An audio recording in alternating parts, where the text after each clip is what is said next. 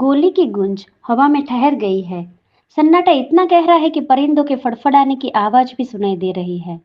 अमृता की आंखें फटी की फटी ही रह गई, लेकिन उसे दर्द महसूस नहीं हो रहा था। कैमरा धीरे से नीचे झुकता है।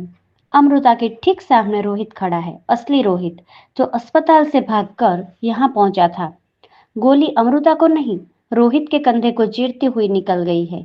कामिनी कांपते हाथों से गन छोड़ते हुए, नहीं रोहित, ये गोली तुम्हारे लिए नहीं थी।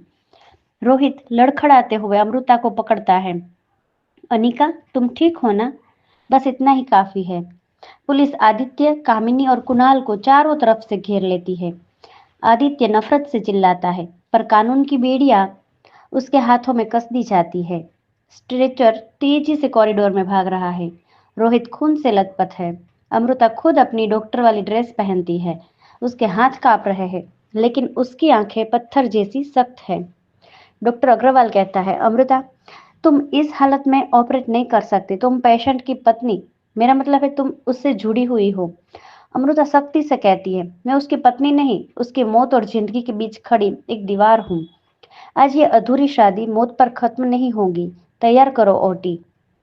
अमृता रोहित का ऑपरेशन खुद शुरू करती है। वह रोहित के शरीर से गोली निकलते समय 6 साल पुरानी हर वो बात याद कर लेती है। उसका अपमान, उसका दर्द और आज रोहित का उसके लिए खुद को कुर्बान कर देना। आदित्य और कामिनी आमने सामने बैठे हैं। पुलिस उन पर दबाव डाल रही है। आदित्य हंसते हुए कहता है, तुम मुझे जेल भेज दोगे, पर उस सच का क्या जो रोहित की अलमारी में बंद है? अनिका का बेटा आर्यन और बेटी रिया, उनमें से एक रोहित का नहीं है। कामिनी हैरानी से कहती है, क्या बकवास कर रहे हो? वो दोनों जुड़वा है।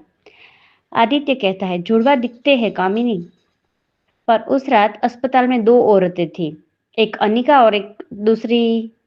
वो राज तो अब रोहित के साथ ही दफन होगा। पुलिस ऑफिसर यह सब रिकॉर्ड कर रहा है कि आदित्य सिर्फ खेल बिगाड़ने के लिए झूठ बोल रहा था या कोई और भी गहरा राज है।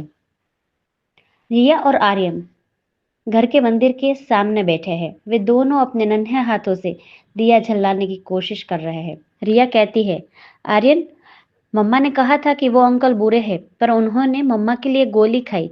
क्या पापा ऐसे ही होते हैं? आर्यन कहता है, दादी कहती है पापा सुपरमैन होते हैं। शायद वो हमारे सुपरमैन हैं। तभी ज्योति बुआ, जो अब पूरी तरह ठीक है, वहां आती है और बच्चों को गले लगा लेती है। वह जानती है कि अब समय आ गया है कि बच्चों को सच बताया जाए। रोहित धीरे से अपनी आंखें खोलता है। उसके सामने अमृता बैठी है, जो पूरी रात जागती रही। रोहित धीमी आवाज में कहती है, तुमने मुझे क्यों बचाया? मैं तो मरना चाहता था ताकि तुम्हें सुकून मिले। अमृता कहती है, सुकून तुम्हारी मौत में नहीं रोहित, तुम्हारी सजा में है। और तुम्हारी सजा ये है कि तुम्हें अब उस औरत के साथ जीना होगा जिसे तुमने कभी नफरत की थी। तुम्हें अपने बच्चों का पिता बनना होगा, लेकिन मेरे दिल में जगह वो शायद कभी नहीं मिलेगी। रोहित अमृता का हाथ पकड़ने की कोशिश करता है, पर अमृता अपना हाथ पीछे खींच लेती है। तभी नर्स अंदर आती है और अमृता को एक बंद लिफाफा देती है। अमृता लिफाफा खोलती है। उसमें आदित्य के बयानों की ट्रांसक्रिप्ट है। नीचे एक पुरानी फोटो चिपकी है, अस्पताल में लेबर रूम की। फोटो में दो अलग अलग रंग के बच्चों के टैग है। अमृता के चेहरे का रंग उड़ जाता है। वह रोहित की तरफ देखती है। अमृता मन में, क्या रिया और आर्यन सच में जुड़वा भाई बहन है, या 6 साल पहले अस्पताल में बच्चों की भी कोई अदला बदली हुई थी? आगे क्या हुआ जानने के लिए सुनते रहे अधूरी शादी ऑन फ्री स्टोरी ऐप।